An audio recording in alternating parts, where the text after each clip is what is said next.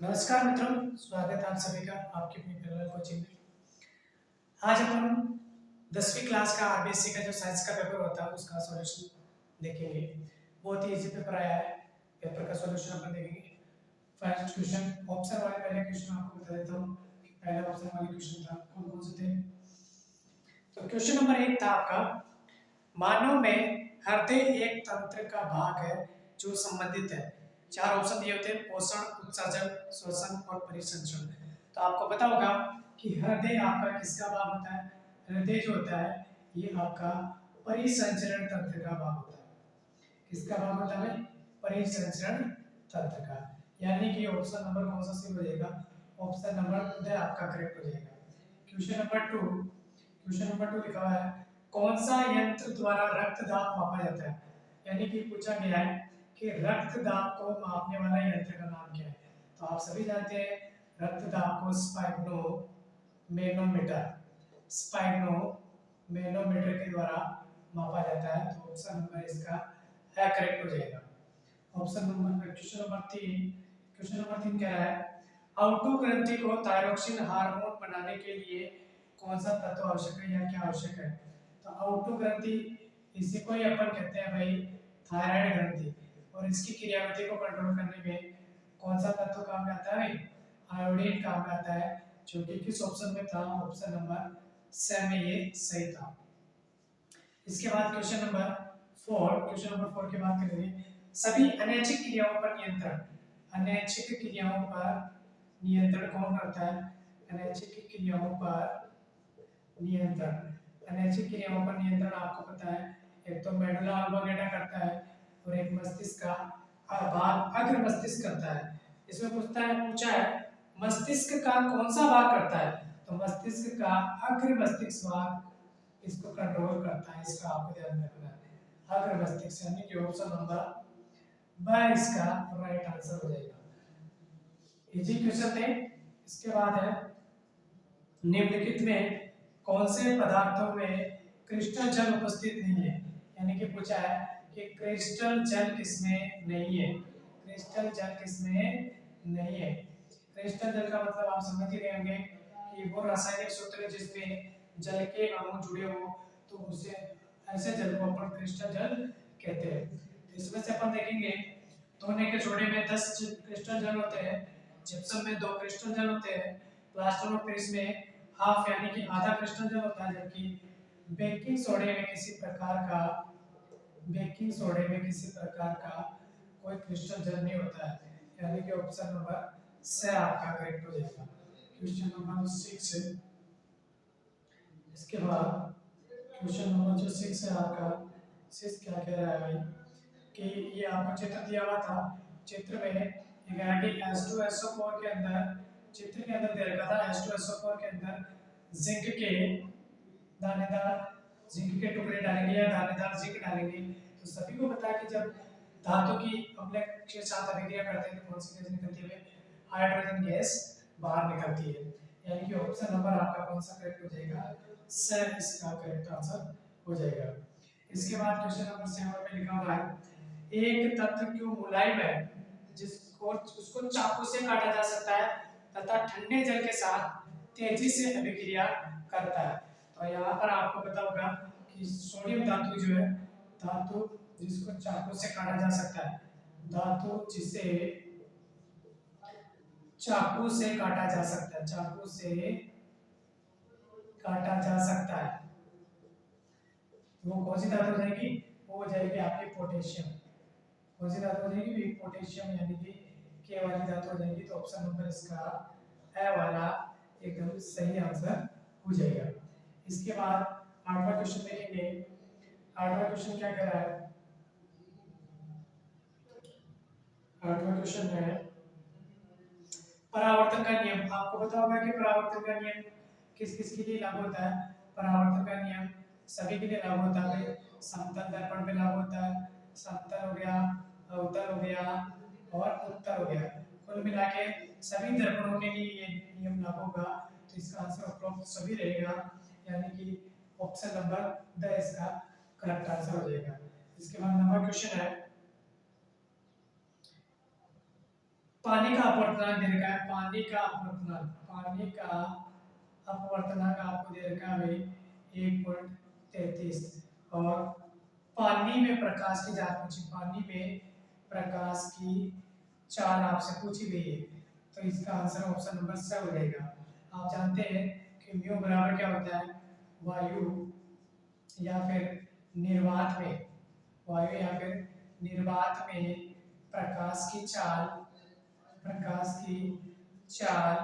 बटे हुए क्या होता है भाई, माध्यम में प्रकाश की चाल। ये इसका फॉर्मूला होता है, आप सभी जानते हैं इसको।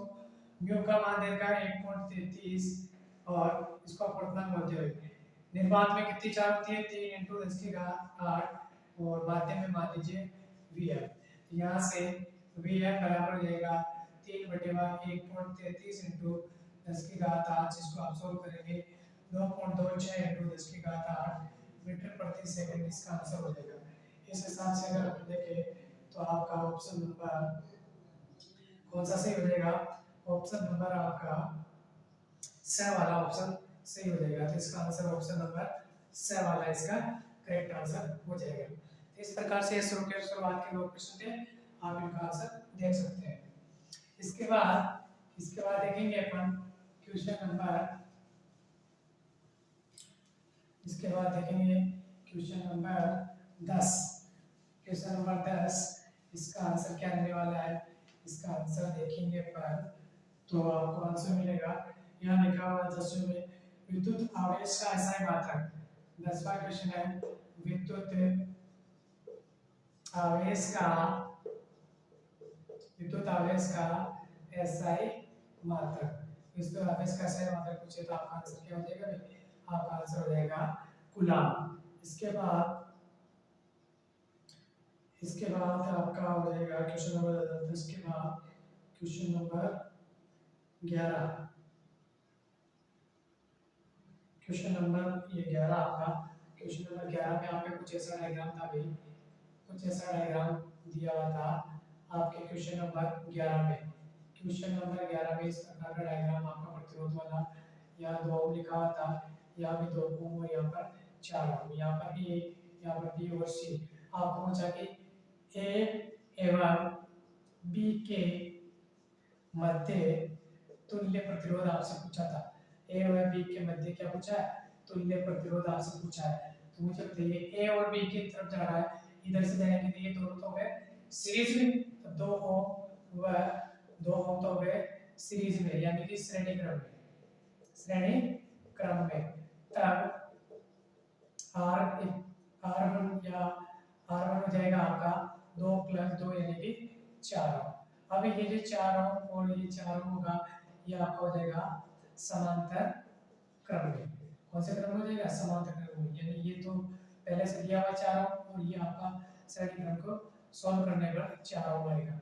इस प्रकार से जब इनको सॉल्व करेंगे तो ये हो जाएगा 1R = 1/4 4 का एलसीएम आएगा तो ये हो जाएगा 1 + 1 यानी कि 2/4 आंसर आ जाएगा 1/2।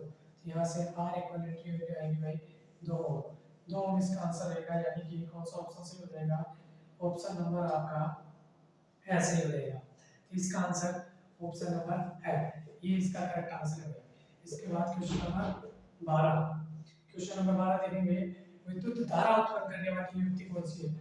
कौन सी युक्ति विद्युत धारा उत्पन्न करती है, सभी जानते हैं विद्युत धारा उत्पन्न करने वाली युक्ति कौन सी है, विद्युत जनित्र। विद्युत धारा उत्पन्न करती है भाई, तो ऑप्शन नंबर इसका न वाला आपका करेक्ट हो जाएगा। तो इस प्रकार से आपके ये ऑप्शन वाले प्रश्न जो थे उनके ये करेक्ट आंसर हो जाएंगे भाई। इसके बाद है रिक्त स्थान वाले, जो कि 6 प्रश्न आपके दिए हुए थे, उनका आंसर भी अपन देख लेते हैं फटाफट से। खाली स्थान वाले जो 6 प्रश्न यार दिए हुए थे ऑप्शन वाले, उन प्रश्नों का क्या आंसर रहने वाला है इसको अपन देखेंगे। तो ये हो जाएगा, फटाफट से अपन उनका आंसर देख लेते हैं। ये रहे आपके रिक्त स्थान वाले। पहला क्वेश्चन है कि स्रावित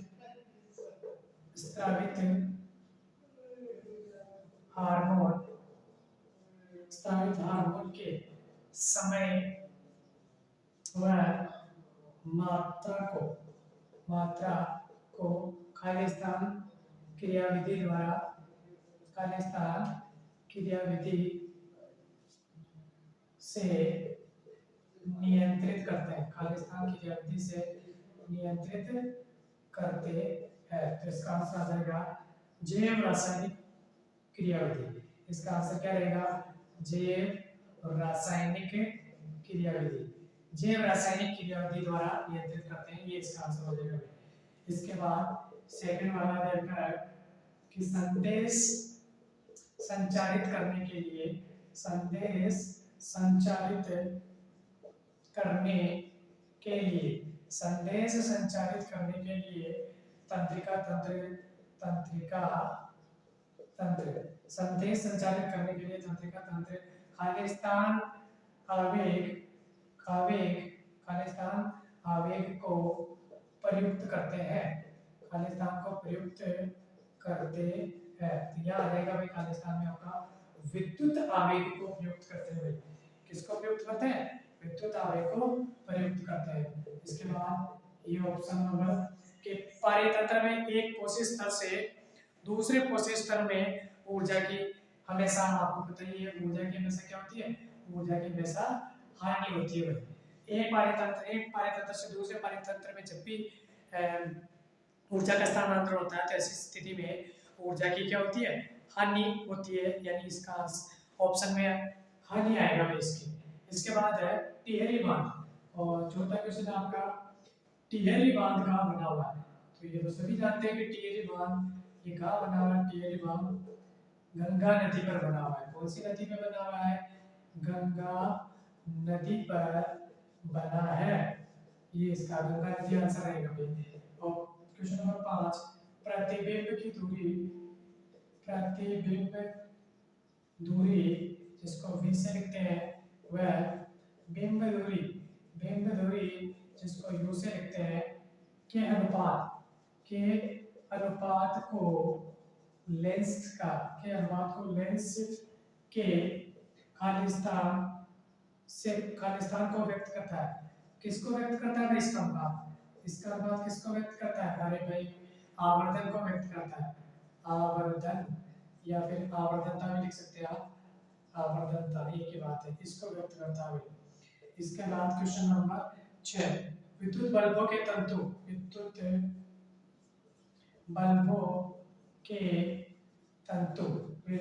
के तंतु खाली स्थान के बने होते हैं, विद्युत के तंतु के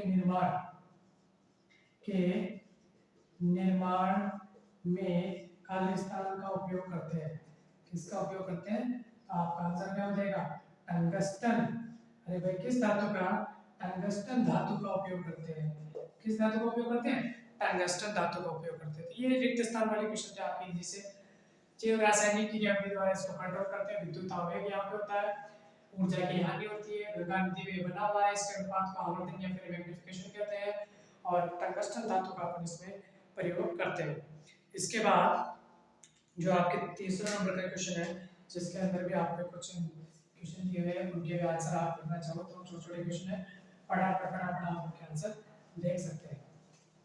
अब इनके आंसर क्या रहने वाले हैं, इसके लिए आप एक बार क्वेश्चनों को पढ़ेंगे। तीसरे का फर्स्ट क्वेश्चन, ये फर्स्ट क्वेश्चन क्या है? तंत्रिका ऊतक किसके संगठित जाल का बना होता है? तो ये न्यूरॉन का बना होता है। किसका? न्यूरॉन का, है ना? न्यूरॉन का, या फिर इसको कहते हैं तंत्रिकाओं का, तंत्रिका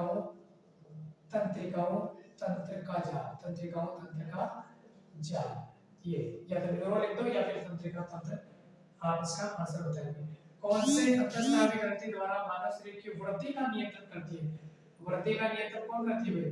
बताया मैंने आपको अच्छे से, पीयूष ग्रंथि करती है। वृद्धि का कंट्रोल कौन करती है? पीयूष ग्रंथि, इसीलिए तो इसको मास्टर ग्रंथि कहते हैं। मास्टर ग्रंथि के अन्य सभी ग्रंथियों पे कंट्रोल करती है, और साथ में वृद्धि के लिए भी ये ग्रंथि आपकी जिम्मेदार है। तो इसका आंसर पीयूष ग्रंथि हो जाएगा। इसके बाद सिंपल सा क्वेश्चन पूछा है, सीएफसी का पूरा नाम। सीएफसी का पूरा नाम तो सभी जानते हैं, सीएफसी का पूरा नाम तो क्लोरो फ्लोरो क्लोरोफ्लोरोकार्बन, ये इसका आंसर हो जाएगा। तो इसके बाद क्वेश्चन नंबर 4 है, मानव के कौन से अंग में कोलिफॉर्म जीवाणु पाया जाता है? छोटी आंत में पाया जाता है। अच्छे से आपको बताया था, छोटी आंत में कोलिफॉर्म जीवाणु पाया जाता है। पुनर्चक्रण, यानी कि पुनर्चक्रण आप जानते हैं, अनुपयोगी पदार्थों का वापस उपयोग किस प्रकार से लिया जाता है, वो ना वो वाला रिसाइकलिंग वाली प्रोसेस। संतरे में कौन सा अम्ल पाया जाता है? संतरे में सभी जानते हैं सिट्रिक अम्ल पाया जाता है। सिट्रिक अम्ल आपका इसमें पाया जाता है, ध्यान रखिए इस पर। क्वेश्चन नंबर ये 6 का आंसर है, ये 6 का आंसर है। 5th वाला पुनर्चक्रण वाला था, ये 6 का आंसर है। इसके बाद 7th नंबर का जो है, 7th नंबर में अम्ल के जलीय विलयन द्वारा विद्युत की, ये चित्र बनाना था इसमें। इसके बाद स्वाद के आधार पे अम्ल खट्टे होते हैं और क्षार आपके कड़वे होते हैं, सभी जानते हैं। दंत क्षय का कारण बताइए, सभी जानते हैं दंत क्षय का कारण कि जब मंजन नहीं करते हैं तो जो अपशिष्ट बच जाता है खाना खाने के बाद, वो अपने दांतों का पीएच का मान घटा देता है और दांतों का पीएच का मान घटने पर इनेमल का क्षय होने लग जाता है, सभी जानते हैं इसको। इसके बाद है, किसी विद्युत परिपथ में धारा नियंत्रक का क्या काम है? तो धारा नियंत्रक का बेसिक काम है विद्युत परिपथ में धारा को कंट्रोल करने के लिए, यानी कि धारा को नियंत्रित करने के लिए। इसके बाद दिष्ट धारा प्रत्यावर्ती धारा में क्या अंतर है, ये भी आपको अच्छे से करवा रखा था। प्रत्यावर्ती धारा की आवृत्ति 50 हर्ट्ज होती है और दिष्ट धारा की 0 इसकी आवृत्ति होती है। इसके अलावा किसी विद्युत परिपथ में सीधे परिनालिका के भीतर उत्पन्न विद्युत क्षेत्र किस प्रकार का होता है? धारावाही सीधी लंबी परिनालिका के भीतर पूछा गया है, तो इसके अंदर सभी बिंदुओं पर एक समान का विद्युत विभव होता है, ये भी मैंने आपको पढ़ा दिया था। जैव विकास प्रक्रम में जीवाश्म की क्या भूमिका है? जीवाश्म के बारे में इसको बताना था, ये जैसे क्वेश्चन है। दोहरे परिसंचरण क्यों आवश्यक है मानव में, ये भी आपको बता दिया है। मेंढक और छिपकली वाला आ गया। पारितंत्र में उपभोक्ता आप जानते हैं, उत्पादक हरे पद होते हैं और उपभोक्ता बाकी उसमें प्राथमिक, द्वितीय और तृतीय उपभोक्ता, और उनको समझाना था। लोहे धातु विभाग की क्रिया का चित्र बनाना था और लवण के विलयन की चालकता की जांच के भी आपको चित्र बनाना था। इसके बाद नेक्स्ट क्वेश्चन अपन देखते हैं। नेक्स्ट क्वेश्चन क्या है भाई? इसके बाद नेक्स्ट क्वेश्चन है आपका मैग्नीशियम रिबन वाला क्वेश्चन था, इसमें भी ये भी चित्र वगैरह बनाना था आपको। ऊष्माक्षेपी और ऊष्माक्षेपी अभिक्रिया परिभाषा लिखनी थी, सिंपल सभी जानते हैं। उस अभिक्रिया में जिसमें ऊष्मा का अवशोषण होता है तो ऊष्मा शोषी और ऊष्मा उत्सर्जित करती हो तो ऊष्माक्षेपी अभिक्रिया कहते हैं। अच्छा, इसको एग्जाम्पल में आपको बताए थे। इसके बाद तन्यता कैसे कहते हैं? जिस तार खींचे जा सकते हैं, ऐसी धातु जिसको खींचकर तार बनाए जा सकते हैं, तन्यता धातु का ये गुण तन्यता कहलाता है। और पूछा कि सबसे तन्य धातु कौन सी है, तो आपको बताइए कि सोना सबसे तन्य धातु होती है, तो इसका आंसर हो जाएगा सोना। ध्यान रखें भाई, सोना होता है। फिर प्रकाश के अपवर्तन के दोनों नियम आप जानते हैं, प्रकाश के अपवर्तन के दोनों नियम है, एक तो स्नेल वाला नियम है और एक आपका वो प्रथम नियम है जिसमें आपतित किरण, अपवर्तित किरण और अभिलंब किरण एक ही तरह होती है। दूसरा स्नेल का नियम आप जानती है। इसके बाद श्रेणी क्रम में संयोजित तारों में प्रतिरोध के श्रेणी क्रम के लिए पूछा है कि 4 प्रतिरोध है और चारों का उनके तुल्य प्रतिरोध, तो सभी जानते हैं R इक्विवेलेंट क्या होता है, R1 plus R2 plus R3 plus R4, ये वाला फॉर्मूला डायरेक्ट करना है, ये डायरेक्ट नहीं लिखना, ध्यान रखना, व्युत्पन्न करना है। आपको पता ही होगा फॉर्मूला इसको कैसे डायरेक्ट करते हैं, क्योंकि इसमें विद्युत विभव का मान अलग अलग होता है, जिसमें V बराबर V1 plus V2 plus V3 plus V4 ऐसे करके इसको व्युत्पन्न करना था। V बराबर IR होता है, तो इसको यहाँ रख देंगे, धारा का समान होता है, I कॉमन लेके काट देंगे, तो ये आपका आंसर इसमें आ जाएगा। इसके बाद नीचे वाला 15वां क्वेश्चन आपका न्यूमेरिकल है, अच्छा वाला, सिंपल सा, अच्छा वाला, हार्ड नहीं है, इजी है न्यूमेरिकल तो, लेकिन अच्छा छोटा सा न्यूमेरिकल आपसे पूछ लिया गया था। 15वां के नंबर का जो क्वेश्चन है, इसमें आपका न्यूमेरिकल पूछा गया है। क्या कह रहा है न्यूमेरिकल कह रहा है कि इसमें दे रखा R बराबर कितना है, 4 ओम दे रखा है, और I बराबर दे रखा है 10 एम्पीयर, और T बराबर दे रखा है 2 सेकंड, और आपसे पूछ लिया उसमें कितनी होगी I। मैंने बताया था आपको कि H का फॉर्मूला क्या होता है, I स्क्वायर RT, सिंपल सा फॉर्मूला, वैल्यू रखनी थी 100 10 × 10 × 4 × 2, इसका आंसर हो जाएगा। यहाँ से 4 × 8 यानी कि 800 जूल आपकी ऊष्मा का मान हो जाएगा। सिंपल सा क्वेश्चन था भाई जी। परिनालिका की परिभाषा अच्छे से आपको बता रखी थी, और परिनालिका विद्युत चुंबक कैसे प्रभावित होती है ये भी आपको सारा बता रखा है। इसके अलावा प्रकाश संश्लेषण होता है, ये एज इट इज डेसिमल का आया हुआ क्वेश्चन है। ये आपको अच्छे से करवाया था। गैसों के महीने में क्या फोकस वाला करो तो भी अच्छा, ये भी अच्छा क्वेश्चन है। प्लेन एरिया वाला क्षेत्र जीवाश्म में से आया हुआ है, ये आपको करवा रखा ना, मंडल वाला करवा रखा। ऑक्सीकरण वाला आपको अच्छे से करवा रखा एग्जांपल से ही। और इसके नीचे जो है संतुलित समीकरण वाला प्रश्न है। संतुलित समीकरण, ये जिससे संतुलित समीकरण पूछ लिया आपसे 1 नंबर में देख लो, NH3 प्लस का CuO, इससे क्या बनेगा Cu प्लस का H2 प्लस का H2, ये बनेगा।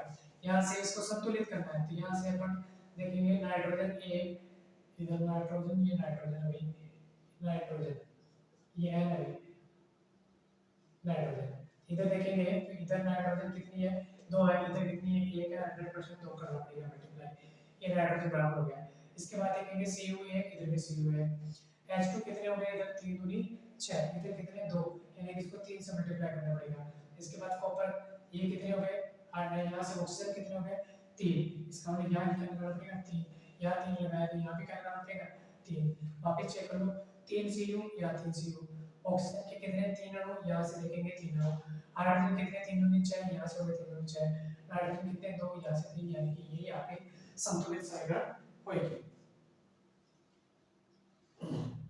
ये जैसा पेपर था। इसके बाद ऊपर पूछा था अपचयन अभिक्रिया, ये भी इजी सा था, और नीचे फिर से संतुलित वाला ही क्वेश्चन था एक, NaOH प्लस का H2SO4 NaH प्लस H2SO4, इससे बनाया था Na2SO4 प्लस का H2।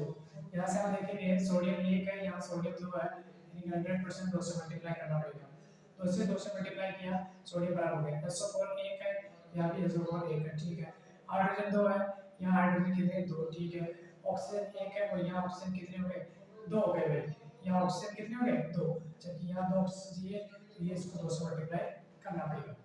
जैसे यहाँ 2 से मल्टीप्लाई किया, ऑक्सीजन 2 हो गए, हाइड्रोजन हो गए 4, हाइड्रोजन 4 होते हैं, फिर यहाँ से 2 हाइड्रोजन ये और 2 हाइड्रोजन आपका ये, यानी कि हाइड्रोजन आपके 4 हो गए, केवल यहाँ पर 2 लगाना था और यहाँ पर 2 लगाना था, ये आपके संतुलित समीकरण हो गए। इसके बाद विद्युत मोटर वाला है, नहीं तो फ्लेमिंग वाला नीचे वाला कर लीजिए। इसके बाद क्वेश्चन नंबर 20वां बाद 21वां, प्रतिवर्ती क्रिया का चित्र बना दीजिए, या तो इसके या फिर अथवा वाला कर लो। अंडाशय द्वारा स्रावित हार्मोन जाती है एस्ट्रोजन प्रोजेस्टेरोन, 2 दस्तावेजों के कार्य लिखने थे कोई से भी, और चित्र बनाना था दस्तावेज ग्रंथियों से संबंधित। अच्छा ये 22वां क्वेश्चन इजी था। 22वां क्वेश्चन में आपसे पूछे जिप्सम, जिप्सम का सूत्र सभी जानते हैं CaSO4.2H2O। इसके बाद एक था विरंजक चूर्ण, विरंजक चूर्ण सभी जानते हैं, इसका CaOCl2 इसका सूत्र होता है। इसके बाद है बेकिंग सोडा, बेकिंग सोडा, तो इसका सभी जानते हैं सूत्र NaHCO3। इसके बाद POP का पूछा है CaSO4.2H2, ये इसका आपका फॉर्मूला, यानी कि प्लास्टर ऑफ पेरिस का क्या हो जाएगा सूत्र। अच्छा इसके नीचे बहुत अच्छा क्वेश्चन पूछा गया है, ये मैंने आपको वो चित्र वाला क्वेश्चन है, बहुत अच्छा क्वेश्चन है भाई, है ना। कास्टिक सोडा वाला बताया था ना आपको, नमक का घोल डालते हैं उधर से कास्टिक सोडे का घोल निकलता है, वो चित्र वाला जिसमें क्लोरीन और हाइड्रोजन गैस बाहर निकलती है, तो वही गैसों का नाम पूछ रहा है कि जब साधारण नमक के जलीय विलयन में विद्युत धारा प्रवाहित की जाती है तो सोडियम हाइड्रोक्साइड के साथ 2 गैसें निकलती है, ऊपर निकलती थी 2 गैसें, अपन ने ट्रिक से याद किया था वो चित्र वगैरह, ऊपर से गैसें निकलती थी X और Y। तो पूछा है कि X और Y कैसे निकलती है, X तो फटफट के साथ बाहर निकलती है, तो फटफट के साथ कौन सी निकलती है हाइड्रोजन निकलती है, सीधी सी बात है। और गैस Y जल को कीटाणु मुक्त करने के लिए कौन सी गैस कीटाणु मुक्त करने के लिए, आप जानते हैं कि क्लोरीन गैस जो है, ये क्लोरीन गैस आपको कीटाणु मुक्त करने में काम आती है। तो यानी कि इसका दूसरा जो क्वेश्चन है X में आएगा H2 गैस, यानी कि हाइड्रोजन गैस आएगा, और उसमें आएगा आपका क्लोरीन गैस Cl2 गैस, ये उसका आंसर रहेगा भाई। सिंपल सा इसका ये डायग्राम बना हुआ था, उसके ऊपर से ये क्वेश्चन बनाया गया है। इसके अलावा एक ये चित्र आपको दिया हुआ है, पहले टेबल दी हुई है अथवा में, आप इसको भी कर सकते हैं। अच्छा सा क्वेश्चन है ये भी, सांद्रता के घटते हुए क्रम में लिखिए, बहुत ही बढ़िया क्वेश्चन है भाई। सांद्रता के घटते हुए क्रम में इसको जमाना था,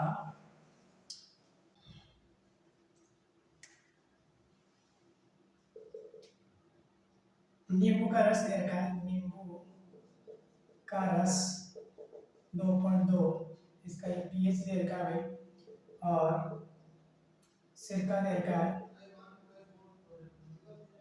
3.76, जटा रस दे रखा है, जटा रस दे रखा है 1.2, और नंबर 4 पे टमाटर का रस दे रखा है, टमाटर का रस ये दे रखा है आपको 4.4।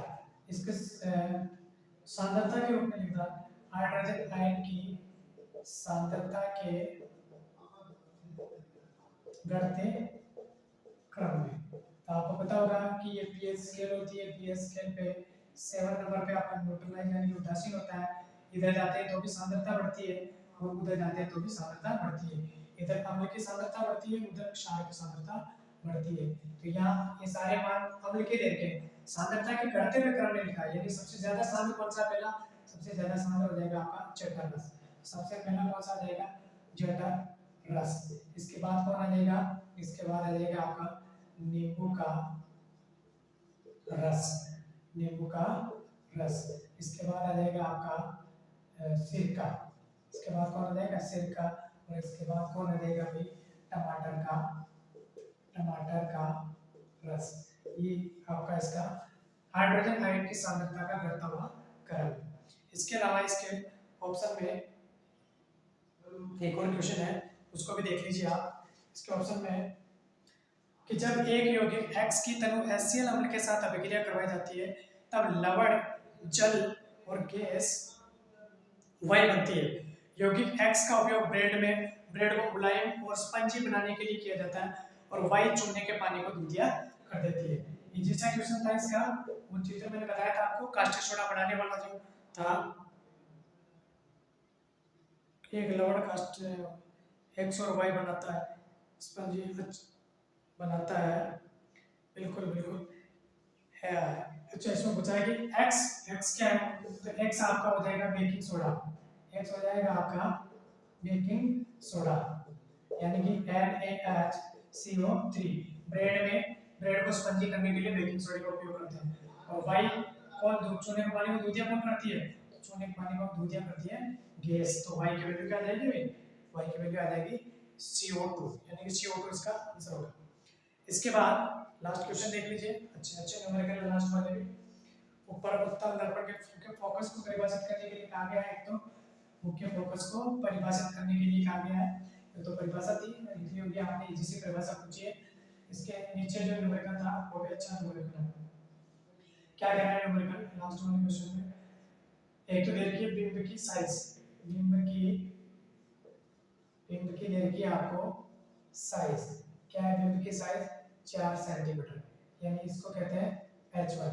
फिर दे रखा आपको अवतल दर्पण, दर्पण कौन सा है, अवतल दर्पण आपको दे रखा है, इसका F दे रखा आपको 12 सेंटीमीटर, और इसकी बिंब की दूरी दे रखी है आपको, बिंब की दूरी ये दे रखी है आपको 18 सेंटीमीटर।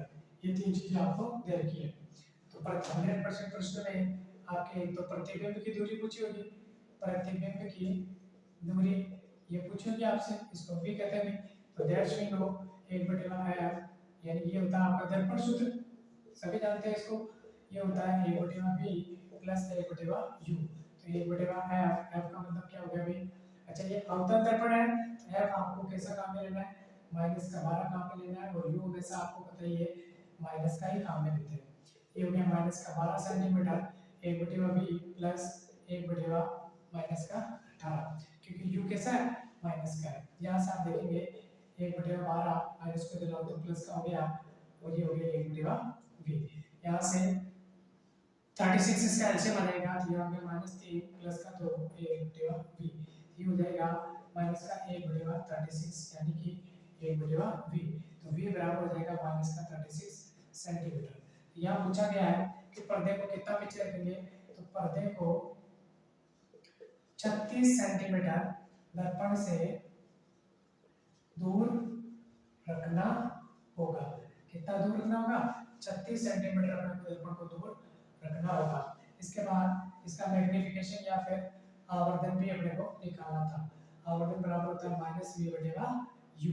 दर्पण है, दर्पण के लिए फॉर्मूला होता है, तो ये होता है m बराबर माइनस का 36 अपॉन माइनस का 18, इससे काटेंगे 18 सॉरी यस माइनस का 36 तो आपका v आ गया, और u कितना है आपका, u है माइनस का 18 तो 36, तो मैग्निफिकेशन आ जाएगा आपका माइनस का 2।